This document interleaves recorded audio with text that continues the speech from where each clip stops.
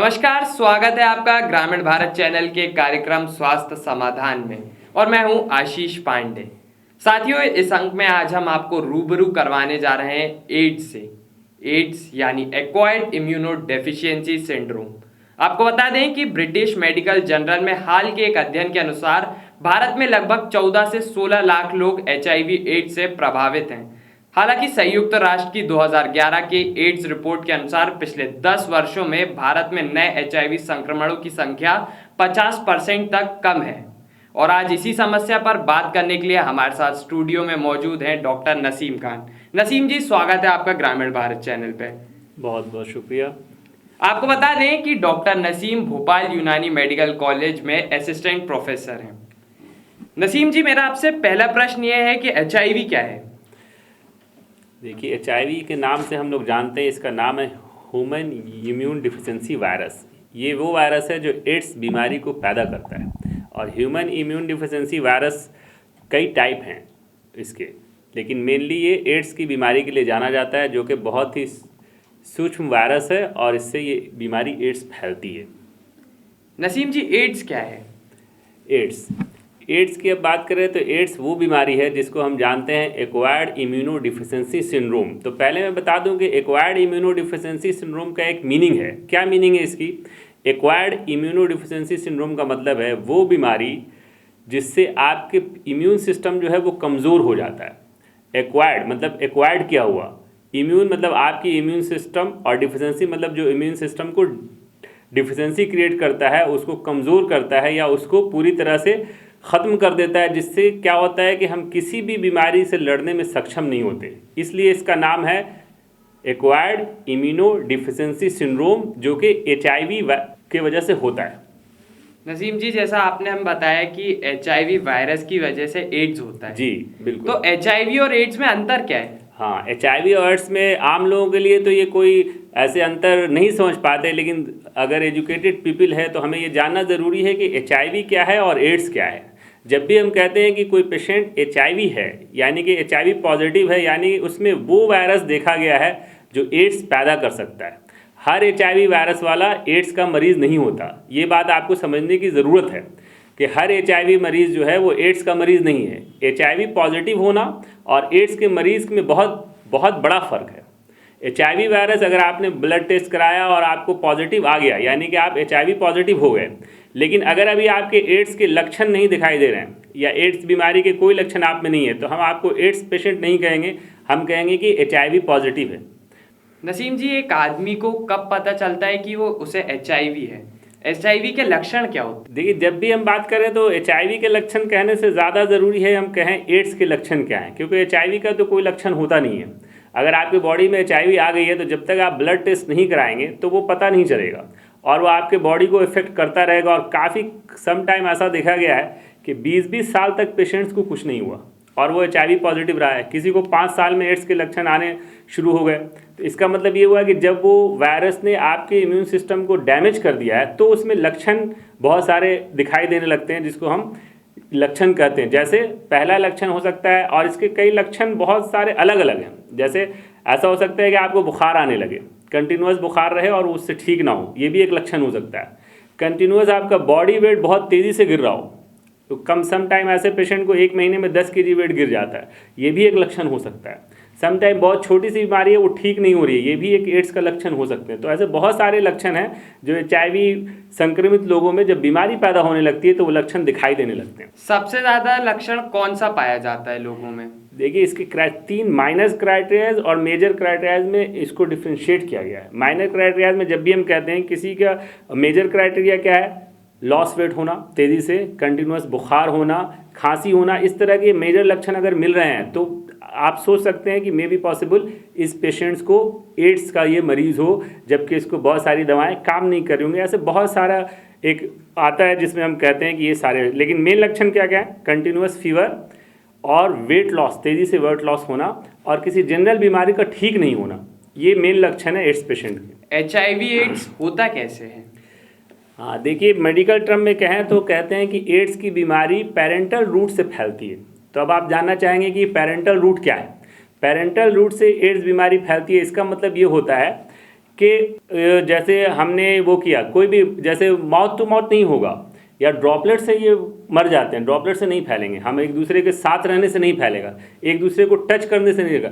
Parental root कहते हैं जब आप किसी को जैसे कहें कि आपने ड्रग इंजेक्ट किया है ना, ऐसा रूट जो कि आपके ब्लड से डायरेक्टली टच करता हो, ब्लड से जैसे इंजेक्शन के थ्रू कर सकता है, आपने अगर ड्रग्स का इंजेक्शन है, ब्लड ट्रांसफ्यूज़न है, इसकी वजह से फैल सकता है, अगर आपके सेक्सुअल एक्टिविटीज़ हैं उसकी वजह से फैल सकता है, सेक्सुअल ट्रांसमिट डिजीज़ बहुत सारे हैं, एड्स भी सेक्स के थ्रू फैल सकता है, माँ से बच्चे में आ सकता है, बच्चा जो है वो पैदा हो सकता है अगर उसके फादर मदर दोनों HIV पॉजिटिव हैं तो बच्चे में भी वो आने के चांसेस 50% से ज़्यादा रहते हैं कि बच्चा भी HIV पॉजिटिव होगा।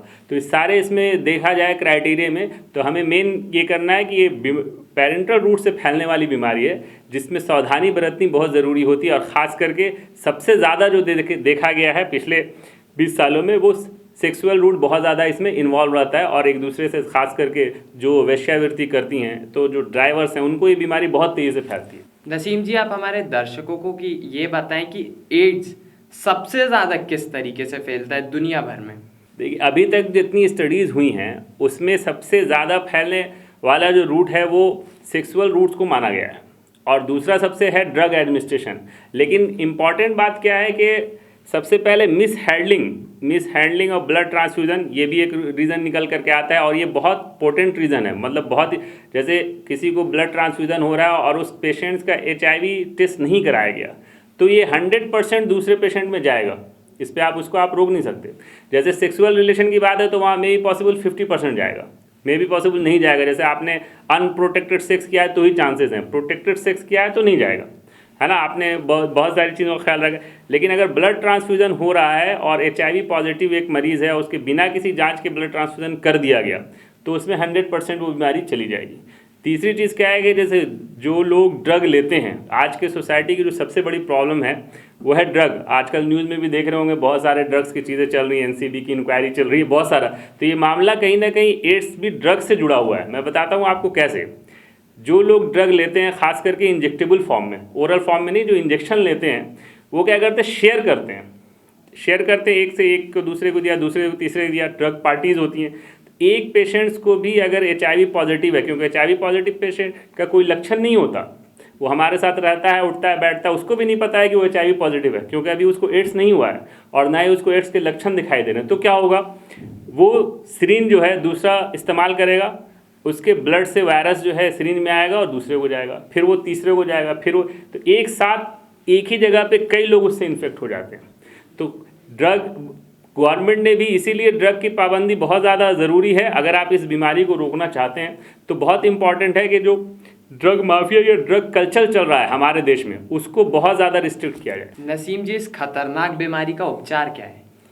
ये बहुत अफसोसनाक बात है कि इस बीमारी का इलाज नहीं है ना। आज तक पूरे वर्ल्ड में एड्स की बीमारी में कोई इलाज अभी तक निकल करके नहीं आया है। तो इसका बस एक ही समाधान है, बचाओ।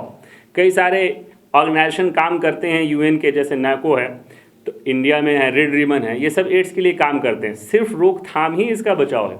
अभी तक पूरे वर्ल्ड में एड्स के ऐसा कोई इलाज नहीं है जिससे एड्स का पेशेंट पूरी तरह से ठीक हो जाए। हाँ, उसमें इम्प्रूवमेंट आ सकता है, वो अपनी लाइफ जी सकता है, लेकिन HIV negative patient, positive patient फिर से नेगेटिव हो गया हो, वो मैं बात बताऊं, वो सिर्फ ऐसा देखा गया है ब्राज़ील के एक पेशेंट्स में। सिर्फ एक पेशेंट ऐसा था कि जो पहले कई सालों तक पॉजिटिव रहा, फिर वो नेगेटिव हो गया, वरना ऐसे केसेस पॉसिबल नहीं हैं। हाँ, दवाएं किस लिए दी जाती हैं? दवाएं इसलिए जाती है कि उसके जनरल इम्प्रूवमेंट उसमें बना रहे, वो ज़्यादा दिन तक उस बीमारी से लड़ सके और उसको झेल सके। अदरवाइज़ कहें कि इसका क्योर, तो कंप्लीट क्योर अभी तक किसी भी साइंटिस्ट, किसी भी देश जो है एड्स के पेशेंट का नहीं ढूंढ पाया। इसलिए हमारी सावधानी, इसकी जिम्मेदारी और ज़्यादा बढ़ जाती है, क्योंकि इसका इलाज नहीं है। डॉक्टर नसीम जी, मतलब ये मान लिया जाए कि इस बीमारी से अगर बचना है तो सावधानी सावधानी जैसे कहते हैं ना, सावधानी हटी दुर्घटना घटी। तो किसी भी तरह की सावधानी को अगर आप छोड़ेंगे, अरे अनप्रोटेक्टेड सेक्स करेंगे, ब्लड ट्रांसफ्यूजन होगा, ड्रग्स लेंगे, है ना, तो उस तरह से ये बीमारी एक दूसरे से फैलती जाती है। और इसका बस एक ही समाधान है कि सावधानी। नसीम जी, क्या हर इंसान को HIV की जांच करवानी चाहिए? देखिए, आजकल मैं बताऊं, रूटीन फॉलो होते हैं। जब भी आप किसी को ब्लड डोनेट करने जाएंगे तो उसमें, या किसी को कभी ज़रूरत होगी तो HIV टेस्ट बहुत ज़रूरी होता है और बहुत आसान है। आप अगर किसी इसमें जाएं, सरकारी अस्पताल में जाएं, तो एड्स जांच के 10 रुपये फ़ीस है। 10 रुपये में आपकी HIV की जांच हो जाती है। अगर HIV नेगेटिव, अभी जितनी हमारी माताएं कि जितनी जाती हैं, या फिर शायद पता नहीं हो, लेकिन मैं कॉमन रूटीन बता रहा हूँ। जैसे किसी को डिलीवरी होनी है तो वो पेरेंट जब जाएंगे डॉक्टर के पास, तो वो मेल का भी और फीमेल का भी, यानी माँ का भी और बाप का भी, दोनों को HIV टेस्ट करते ही करते हैं। क्योंकि वो देखने के लिए, ऐसा तो नहीं कि बच्चे में HIV है या मदर HIV है, तो एक रूटीन में। और इसको जैसे हम लोग ब्लड टेस्ट कराते हैं कई तरह के, तो उसमें अगर हम HIV टेस्ट भी अपना कराएं तो ये बहुत अच्छी बात होगी। इसमें कोई प्रॉब्लम नहीं है कि आपका HIV टेस्ट नेगेटिव आए और आप इसको करा लें। हर साल रूटीन की तरह होता है, और सावधानी रखें तो आपको पता होता है कि हाँ, हमारा HIV जो है वो नेगेटिव ही आएगा। नसीम जी, अभी तक कोरोना का टीका तो नहीं आया है, क्या इस बीमारी का कोई टीका है? नहीं, बहुत अफसोस के साथ कहना चाहूँगा कि अभी तक इस पे काम चल रहा है। ये बीमारी को हुए एक ज़माना हो गया। पहला केस जो है वो 1981 में अमेरिका में पाया गया था, और फिर हमारे यहाँ, हमारे देश में पहला केस 1986 में मिला। बट क्या है कि इसका अभी तक कोई वैक्सीन नहीं ईजाद हो पाई। नसीम जी, अगर किसी इंसान को एड्स होता है तो क्या वो इस बीमारी को पूरी तरीके से मात दे सकता है हमेशा के लिए? देखिए, ये मैं फिर कहूँगा कि अगर कोई इंसान HIV पॉजिटिव है, तो HIV पॉजिटिव का मतलब हुआ कि अब उसके अंदर एड्स के वायरस मौजूद हैं। लेकिन वो एड्स के वायरस मौजूद होने के बावजूद भी बॉडी कई लोगों की इतनी स्ट्रांग होती है कि वो अपने सारे काम और सारी एक नॉर्मल लाइफ वो जी सकते हैं। 20-25 साल इसका कोई ड्यूरेशन नहीं है, इंक्यूबेशन पीरियड की। इतने साल के बाद बीमारी हो जाएगी। अगर वो स्वस्थ रहते हैं, सारी चीज़ों का ख्याल रखते हैं, HIV पॉजिटिव हैं, तो अपने सारी दिनचर्या वो आसानी से और सारे जितने सोशल एक्टिविटीज़ होती हैं वो कर सकते हैं। नसीम जी, आज के युग में हम देख रहे हैं कि समाज में हर चीज़ को लेकर कोई ना कोई अफवाहें फैली हुई हैं। बिल्कुल। तो इस बीमारी को लेकर हमारे समाज में आज क्या अफवाहें फैली हुई हैं और वो किस हद तक सही हैं? देखिए, मुझे लगता है कि इस बीमारी को लेकर जितनी अफवाहें हैं उतने शायद ही किसी बीमारी को लेकर के हों। जैसे सम टाइम हम देखते हैं कि क्या है कि अगर कोई HIV पॉजिटिव हो गया या कोई एड्स का पेशेंट है, तो हम उसके पूरा समाज उसका सोशल बाइकआउट करने लगता है और उसको छुआछूत की बीमारी समझने लगता है। ना उससे वो मिलने जाता है, ना उसका ख्याल पूछता है। इवन हमारे कई रिपोर्ट्स आती हैं कि वर्क प्लेस पे भी उससे अच्छा व्यवहार नहीं किया जाता। और ये समाज में एक स्टिग्मा बना हुआ है कि अगर इसको एड्स हुआ है तो इसके बुरे कामों की वजह से हुआ होगा, यानी कि इसके अनप्रोटेक्टेड सेक्सुअल रिलेशन या बहुत सारे सेक्सुअल रिलेशन की वजह से ही हुआ होगा, दूसरी कोई वजह नहीं होगी। लेकिन हकीकत ये नहीं है। हकीकत सम टाइम अब बच्चों को एड्स हो गया तो भाई वो मदर से आया है, उसने कहीं जा कर के थोड़ी ना किसी के साथ सेक्सुअल रिलेशन बनाया, या किसी को कोई बीमारी थी, ब्लड ट्रांसफ्यूजन कराया, उसमें आ गया, तो अब उसमें क्या गलती है? वो तो नियति है, उसको हो गया। लेकिन दूसरा ये भी अफवाह फैली हुई है कि छूत की बीमारी है, टच करेंगे या खाना खाएंगे उसके साथ बैठ के तो ये बीमारी हमें आ जाएगी। ये सब भ्रांतियों को समाज से निकालना बहुत ज़रूरी है और यही हमारा मकसद भी है। मैंने पहले ही बताया कि एड्स बीमारी फैलती है पैरेंटल रूट से, यानी कि ब्लड टू ब्लड टच होना चाहिए, है ना कहीं ब्लड तक पहुंचना चाहिए, तभी वायरस जो है फैल पाएगा।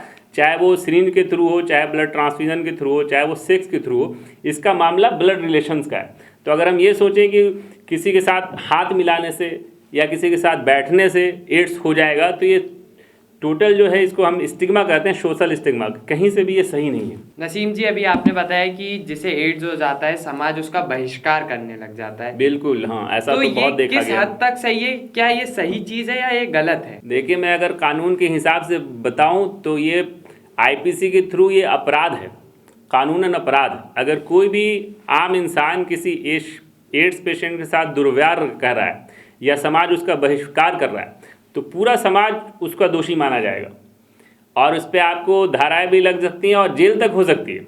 अगर उसने रिपोर्ट किया, अगर कोई वर्क प्लेस पे इसलिए निकाल दिया गया कि एड्स था इसको, तो फिर उसको गवर्नमेंट जो है कंपनसेशन के तौर पर पैसे देती है, क्योंकि वो सरासर क्या है, वो इलीगल है, अन्याय है। क्योंकि मैं ये समझता हूँ कि एड्स के पेशेंट के साथ सहानुभूति ज़्यादा ज़रूरी है बल्कि आम लोगों के साथ। अगर वर्क प्लेस पे आपके साथ कोई एड्स पेशेंट काम कर रहा है तो उसको आपको बहिष्कार नहीं करना है, उसके साथ सहानुभूति रख करके, उसको हौसला दे करके, उसको आगे साथ लेकर के चलना है और उसकी प्रॉब्लम को सॉल्व करना है, ना कि उसको बहिष्कार करके उसको एक एहसास दिलाना है कि उसे एक ऐसी बीमारी हो गई है जिसका कोई इलाज नहीं है। क्योंकि मैं एक बात बताऊँ, मेडिकल साइंस में सोशल और साइकोलॉजिकल इफ़ेक्ट्स का बहुत रोल है। साइकोलॉजिकल इफेक्ट्स मतलब अगर आप किसी बीमार आदमी को हौसला देते हैं तो उससे लड़ने की ताकत उसकी बढ़ जाती है। किसी कोई भी बीमारी हो, जैसे आपको कोरोना चल रहा है तो ज़रूरी है कि हम पॉजिटिविटी के साथ रहें। तो अब आप एड्स के मरीज़ का बहिष्कार करेंगे, उन्हें किसी अपने साथ बैठाएंगे नहीं और ये मानेंगे कि ये गलत आदमी है, तो ये सरासर उसके साथ एक बहुत ही दुर्भावना की बात हो। नसीम जी, हमारे देश में कानून बनते ही टूटने के लिए हैं। तो आज इस देश में कहीं ना कहीं किसी हिस्से पे एड्स के मरीज के साथ दुर्व्यवहार हो रहा है। तो एड्स के मरीज की मानसिक स्थिति कैसी होती है? देखिए, एड्स के मरीज़ की मानसिक स्थिति आम मरीजों से तो अलग होगी, क्योंकि वो एक ऐसी बीमारी से जूझ रहा है जो कि लाइलाज है। और फिर उसके बाद ज़रूरी हो जाती है हमारी रिस्पॉन्सिबिलिटी उसके लिए। सोसाइटी में हमारी रिस्पॉन्सिबिलिटी बढ़ जाती है। जहाँ तक जानकारी के अभाव में हमें कानून पता नहीं है कि हमारे साथ क्या हो सकता है, इसलिए हम उसके साथ दुर्व्यवहार भी करते हैं। और ख़ुद एड्स पेशेंट को मालूम नहीं है कि उसके राइट्स क्या हैं। अगर उसको अपने राइट्स पता होंगे और उसको पता होगा कि मैं यहाँ अपील कर सकता हूँ किसी भी सोसाइटी, अपने एम्प्लॉयर के ख़िलाफ़ या अपने इवन घर के ख़िलाफ़ कि हमें ये चीज़ नहीं मिल रही है, तो उसको कार्रवाई होगी। तो ये दो बातें, एक तो एड्स पेशेंट को खुद जानकारी नहीं होना कि उसके क्या अधिकार हैं, दूसरे हमारे सोसाइटी को ये नहीं पता होता कि हम अगर इसके साथ व्यवहार करेंगे तो उसके कॉन्सिक्वेंस क्या क्या होंगे, और हमारी जिम्मेदारी कितनी बढ़ जाती है कि एड्स पेशेंट के साथ उसको साथ लेकर के सोसाइटी में आगे चलने की। नसीम जी, इस बीमारी में ठीक होने के लिए पेशेंट की मानसिक स्थिति क्या रोल निभाती है? ये बहुत बड़ा रोल, क्योंकि मैंने क्या बताया, इलाज नहीं है तो मानसिक स्थिति तो इसमें सबसे ज़्यादा रोल प्ले करेगी। हमें HIV के पेशेंट को मैं बताऊं, ऐसे डाटा आते हैं कि इनमें सुसाइडल रेट ज़्यादा है। अगर आपने समाज ने बहिष्कार किया, घर वालों ने बहिष्कार किया और उसे पता है कि मेरी बीमारी ठीक नहीं हो सकती, तो उसके पास फिर अब एक ही रास्ता बचा है कि वो सुसाइड कर लेता है। तो मानसिक स्थिति, पहले वो उसको डिप्रेशन हो सकता है ना, उसको एंजाइटी डिसऑर्डर हो सकते हैं, उसको स्ट्रेस डिसऑर्डर हो सकता है, उसको इंसोम्निया हो सकता है। ऐसे बहुत सारे रोग, मानसिक रोग का वो शिकार हो जाएगा। और मानसिक रोग के शिकार होने के बाद उसकी जो है पूरी स्थिति जो है बदल जाएगी, और उसको अगर वो 10 साल रह सकता था, नॉर्मल लाइफ गुजार सकता था, तो अगर हम कॉपरेट नहीं करेंगे तो हो सकता है वो 2 साल 5 साल के बाद ही अपनी जंग हार जाए।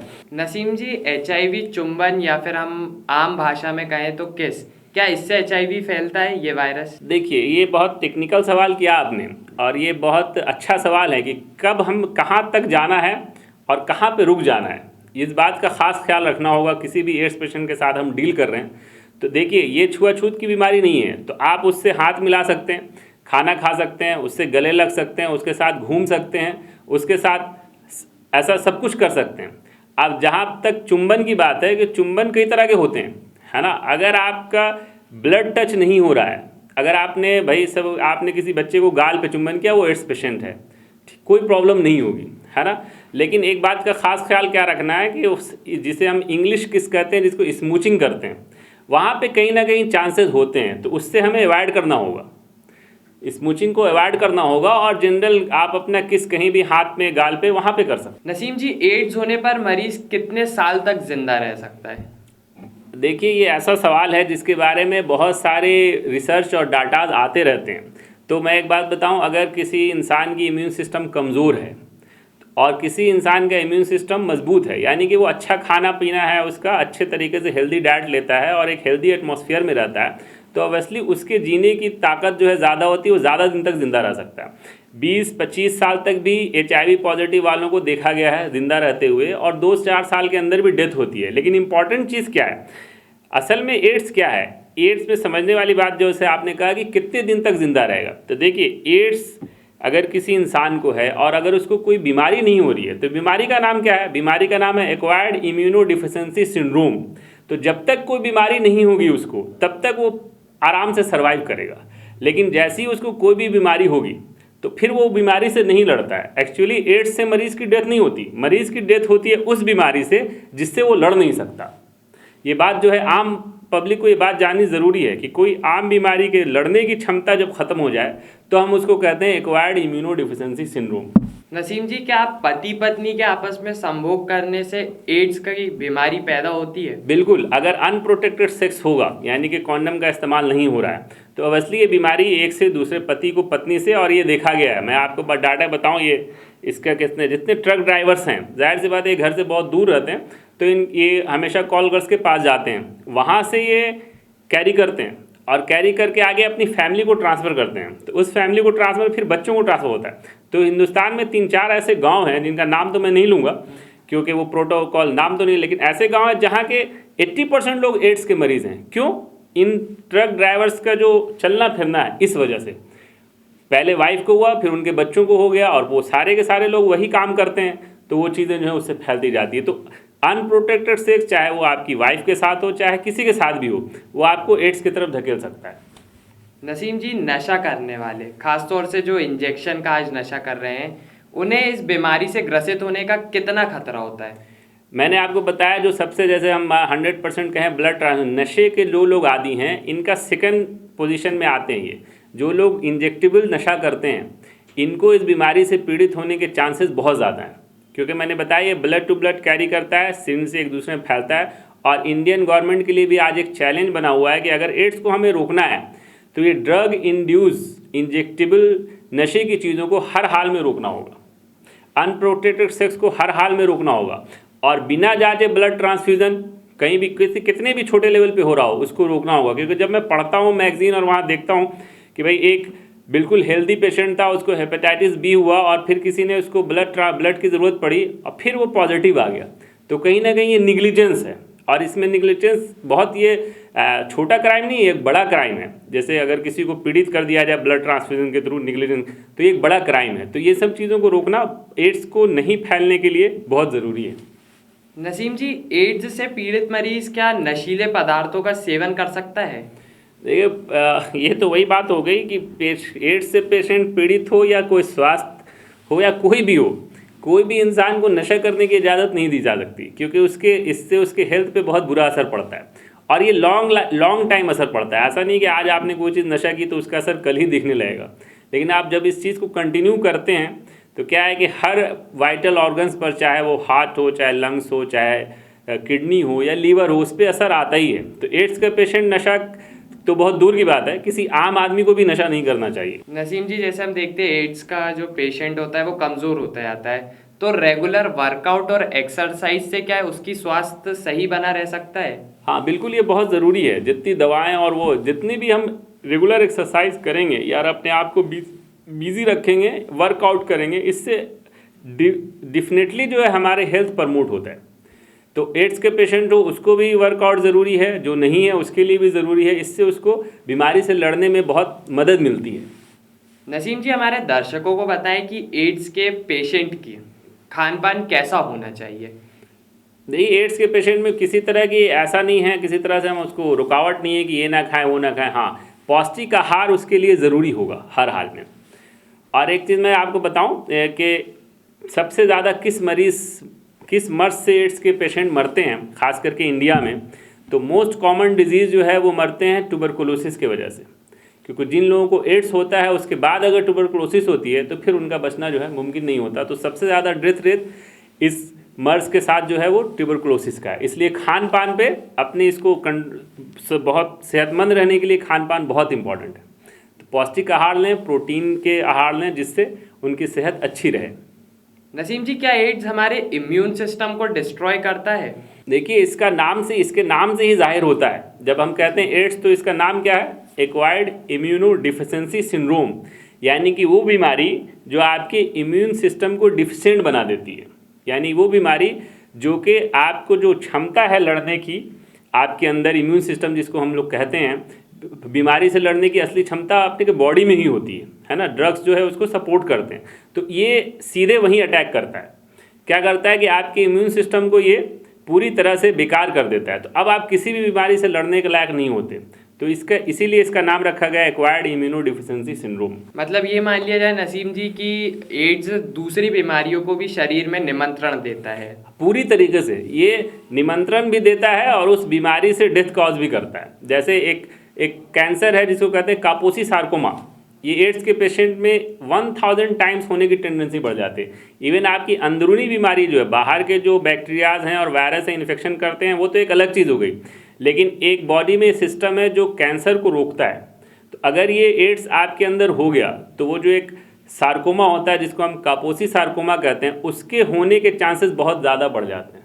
तो आप देख सकते हैं कि इस बीमारी को इम्यून सिस्टम पे कितना ज़्यादा असर डालता है। नसीम जी, एड्स के मरीजों की दिनचर्या कैसी होनी चाहिए? देखिए, वो डिपेंड करता है उसकी कंडीशंस पर, है ना। सम टाइम मरीज़ इतने कमज़ोर हो जाते हैं कि वो चल फिर भी नहीं सकते, और कुछ ऐसे मरीज़ होते हैं कि जो हेल्दी होते हैं, चल फिर भी लेते हैं, उनको साइन सिम्टम होता है। तो ये ख्याल रखना ज़रूरी है जब भी हम किसी एड्स पेशेंट के दिनचर्या डिसाइड करें, तो ये उसकी कंडीशन को देख के डिसाइड करना होगा कि वो कितना खाना खा सकता है, कितना चल सकता है, उसके लिए आराम ज़रूरी है या उसके लिए एक्सरसाइज ज़रूरी है। ये टोटली डिपेंड करेगा उसकी कंडीशन पर। नसीम जी, क्या एड्स के पेशेंट को रेगुलर चेकअप करवाना ज़रूरी रहता है?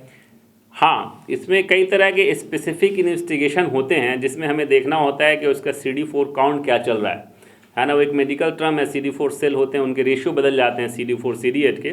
तो उसको अगर चेक करा, या इवन मेरी कितनी है मैं भी नहीं जानता हूँ, जो एड्स का पेशेंट है वो भी नहीं जानता है कि उसकी लाइफ कितनी है।